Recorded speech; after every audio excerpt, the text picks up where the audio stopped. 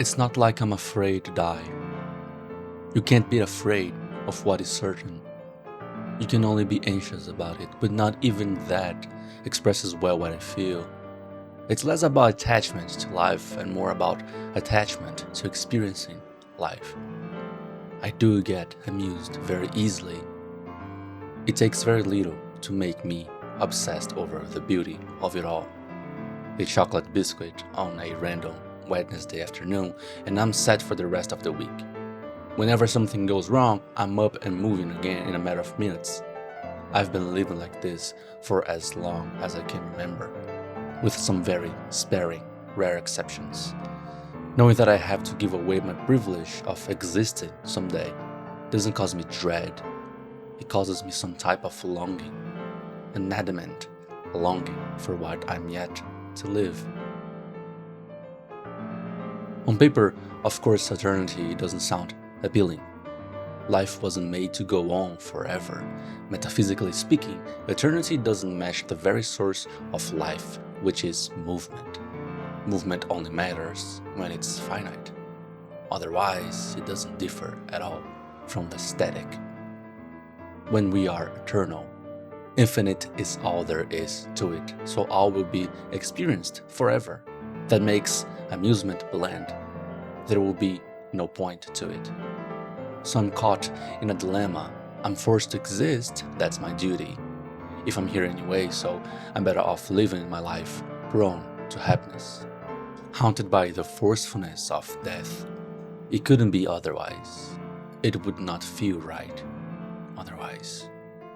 But being limited to my own time, I can't experience it all, and I know lack is almost infinitely greater than abundance. But if I give away the longing for what is yet to come, I become motionless in my own deeds.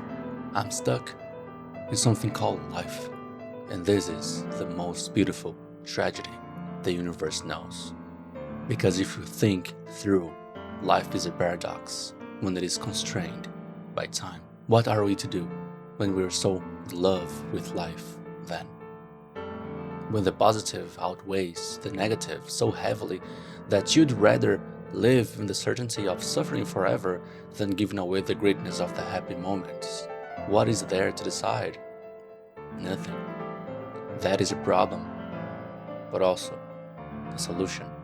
If there is nothing to do, the only thing you could do is keep moving.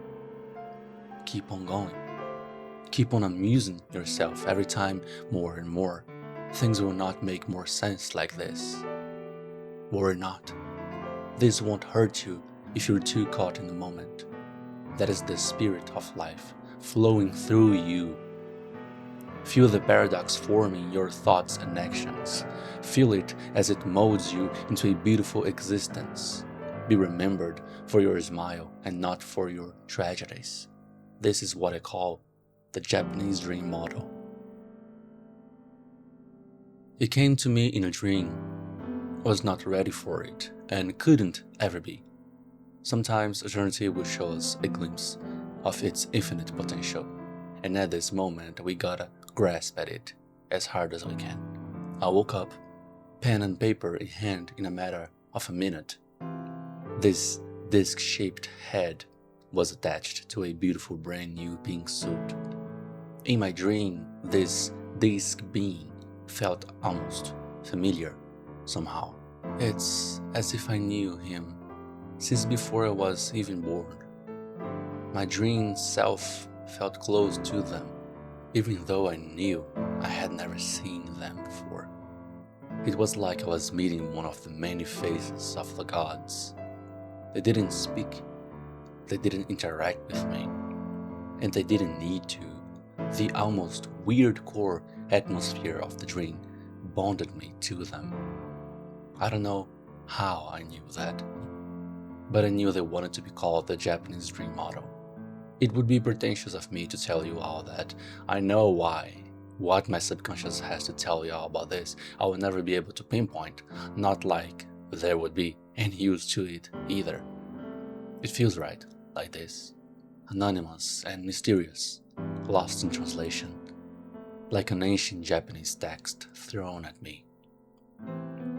Meeting the disc person in my dreams made me realize I can't force life to give me purpose.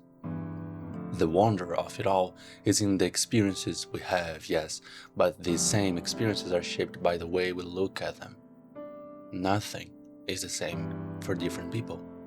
Nothing is the same for the same person in all their lifespan. At the same time and moment, to the same person, nothing is really the same in itself when we look at the infinite possibilities of the eternal now. Once you realize that everything that could ever be already is, you understand that consciousness is the portal to everything unanswered. Actually, it is the answer to life itself. Like the paradox it is, it's now obvious that it couldn't be any different. Life is the answer to life. It breathes itself, it demands itself, it projects itself, it reflects itself, and more important than all of this, it is itself, in all of its different manners and consequences. The image of the disc being fills me with joy and purpose. It is me, too. In a way, I can't explain to you in words what they represent, but I can show you and try and make you feel the way I felt. This is why I write this at the moment. This is why I wrote a song for it. And this is why I drew them. I hope I could remind you of the greatness of it all, and to remind myself of the eternal now, the only place you need to be at, but also the only place you will ever be at. Much love from all that has ever been. Peace.